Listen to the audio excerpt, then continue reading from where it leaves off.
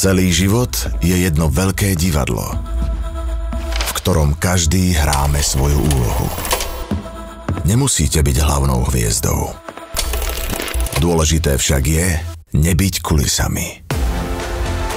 Nestáť na mieste a nečakať, že sa veci nejak udejú, ale vziať svoju budúcnosť do vlastných rúk.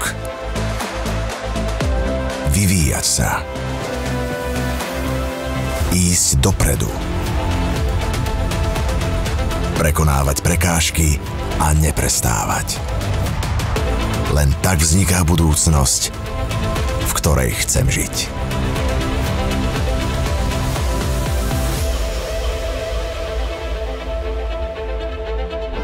A čo vy? Akú chcete budúcnosť?